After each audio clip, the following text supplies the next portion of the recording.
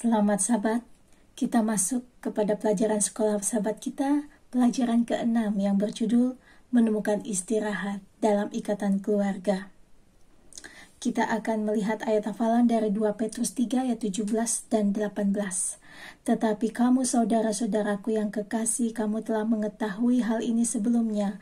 Karena itu waspadalah supaya kamu jangan terseret ke dalam kesesatan orang-orang yang tak mengenal hukum. Dan jangan kehilangan peganganmu yang teguh.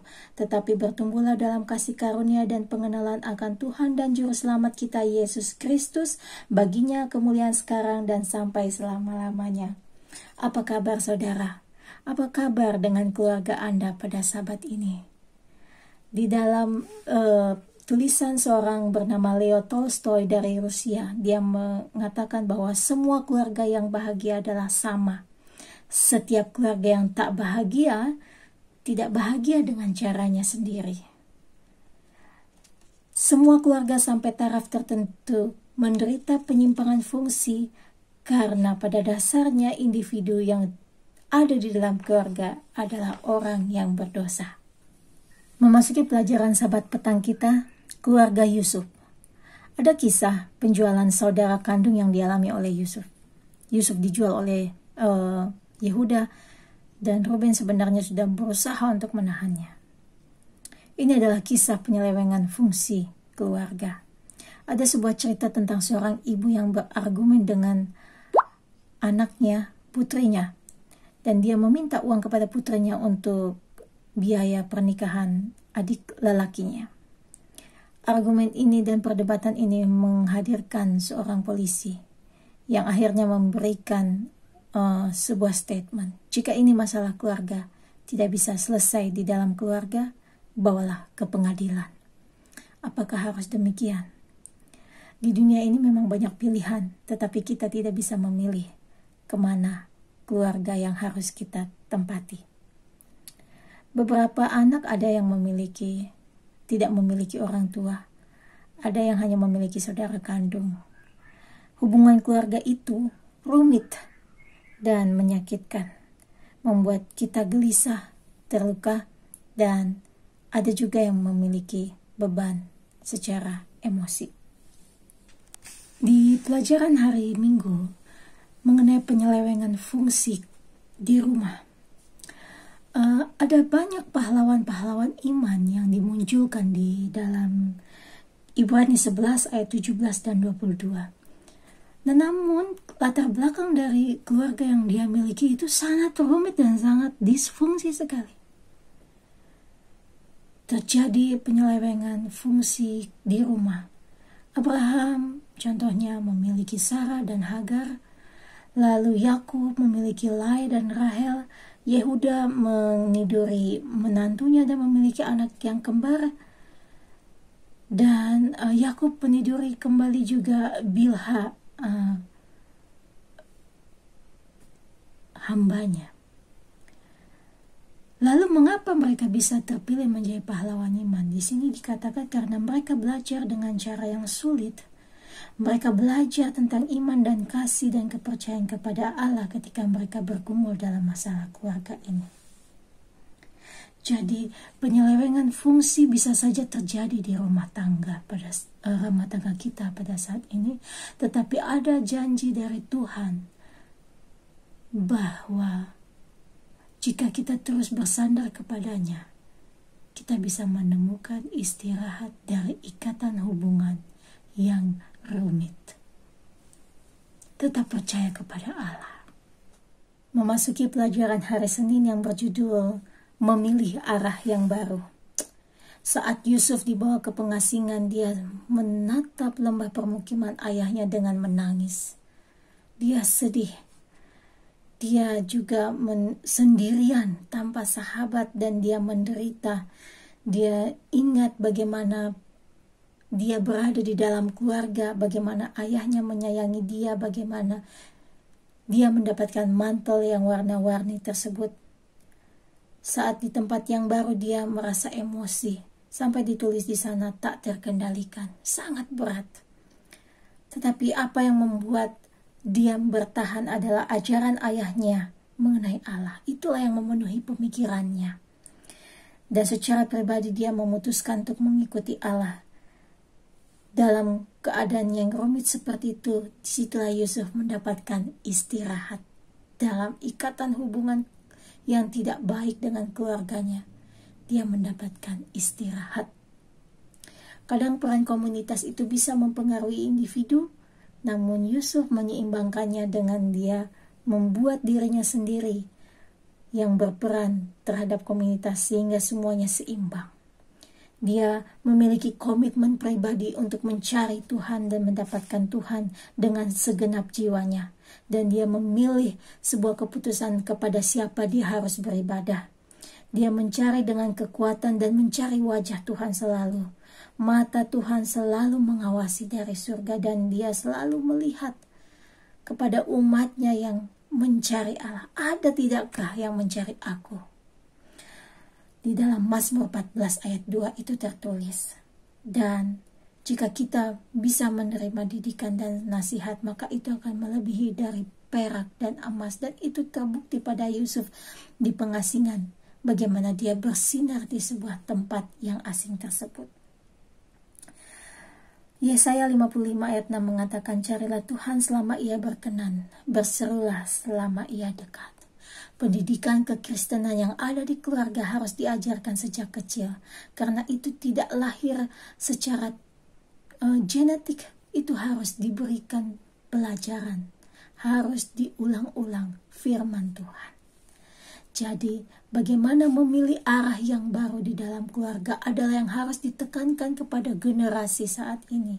Sudah tidak zamannya lagi kita menyalahkan apa yang tidak sesuai, tetapi kitalah generasi yang baru, memberikan arah yang baru, yang menuju kepada Kristus untuk pertumbuhan di dalam ikatan tersebut. Memasuki pelajaran hari Selasa berjudul menemukan harga diri sejati. Sebagai seorang budak, Yusuf itu tidak ada harganya. Dia bisa dibeli dengan sangat murah. Dan dia memiliki pelajaran harga diri dari pengasingan itu dengan cara dia bercermin kepada keluarganya. Saya itu lahir dari seorang wanita yang dicintai oleh ayah saya. Saya anak kesayangan ayah saya. Saya dapat mantel warna-warni. Cerita-cerita ini dia bawa ke dalam hubungan sosialnya dan itu meningkatkan derajatnya. Sekarang mari kita coba melihat diri kita dengan bercermin kepada Allah. Tertulis dalam Yesaya 43 ayat 1, di mana Tuhan itu adalah pencipta kita, dia yang membentuk dan menebus dan memanggil kita dengan nama kita, dan kita adalah kepunyaan Tuhan. Maliaki 3 ayat 17, kita adalah kesayangan Tuhan dan sangat dikasihi Tuhan. Yohanes 1 ayat 2 mengatakan, kita bisa bersama-sama dengan Allah. Dan Yohanes 15 ayat 15 mengatakan, kita sahabat Allah, semua rahasia pun diberitahukan kepada kita. Roma 8 ayat 14, kita adalah anak Allah dan dipimpin oleh Roh-Nya. 1 Yohanes 3 ayat 1 dan 2 dikatakan, kasih Allah itu besar kepada kita dan kita bisa melihat Allah melalui Kristus. Allah itu datang secara personal kepada kita. Secara pribadi dia datang, sehingga melalui salib dan pengorbanan Yesus maka harga diri dan nilai kita menjadi sangat besar kepada Allah.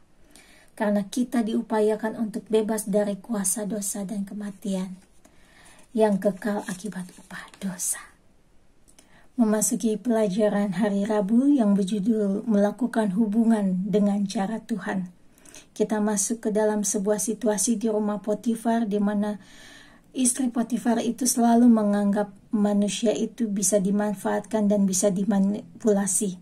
Saat itu Yusuf adalah seorang yang manis, sikapnya elok parasnya dan tampan, tetapi inilah yang menjadi penghalang dia. Dan sekarang mungkin kembali kepada pertanyaan kepada diri kita, apa yang menjadi penghalang kita untuk mengejar kemurnian dan kesetiaan pada prinsip Tuhan? Apakah mungkin tampang kita? Apakah mungkin gelar kita? Apakah mungkin juga keluarga kita, pekerjaan kita, hobi kita?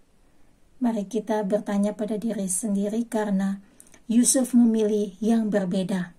Dia memegang sebuah prinsip dia betul-betul tidak bisa mengendalikan pilihan orang lain, tetapi dia memiliki cara. Dan segala caranya itu dipakai hanya untuk menghormati Tuhan. Dan dengan itu dia berhasil melawan godaan.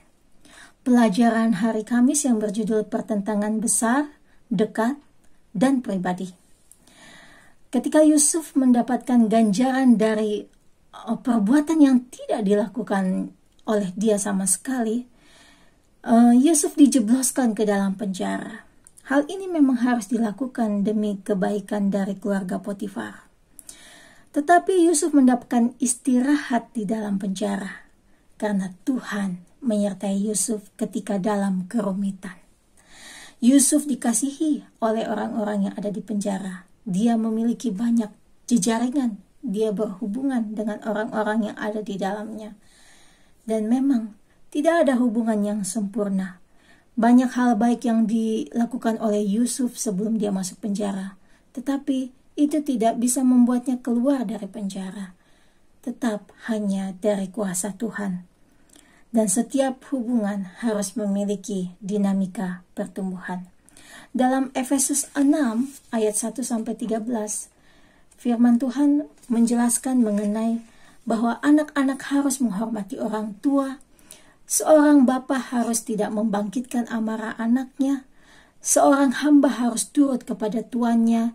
Dan seorang tuan harus tidak mengancam bawahannya. Dan kita harus memiliki sebuah perlengkapan rohani untuk bisa melawan tipu muslihat iblis dan bertahan dengan situasi itu. Di sana dituliskan bahwa ikat pinggang itu adalah kita harus memiliki kebenaran. Baju zirah kita harus memiliki keadilan. Kasut kita harus memiliki kerelaan hati. Perisai kita harus memiliki iman. Ketopong kita memiliki keselamatan. Dan pedang roh membaca firman Allah. Yakobus 1 ayat 5 mengatakan, apabila kita memang kekurangan hikmat, minta kepada Allah, supaya Allah menuntun kita. Hari Jumat rangkuman dari sekolah sahabat kita menuliskan bahwa Yusuf dengan kisahnya yang sangat rumit itu adalah sebagai contoh untuk kita. Tuhan akan menjadi pertolongan yang selalu hadir. Perisai kita adalah Roh Kudus.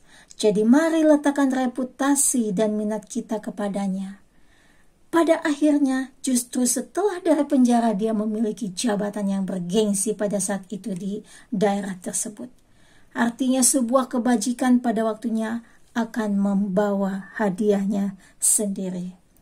Rasa takut pada Tuhan membuat Yusuf menjadi orang yang setia dan adil kepada Tuhan dan juga kepada pimpinannya.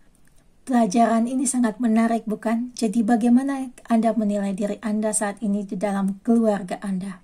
Apakah Anda mendapatkan pengharapan? Pasti. Kita sudah belajar bahwa dari keluarga yang sangat rumit sekalipun akan muncul pahlawan iman. Dan semoga kita bisa menjadi pahlawan iman di dalam keluarga kita.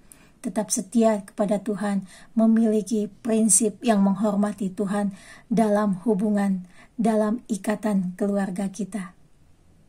Terpujilah Tuhan, terima kasih. Demikianlah pelajaran sekolah sahabat kita. Tuhan memberkati.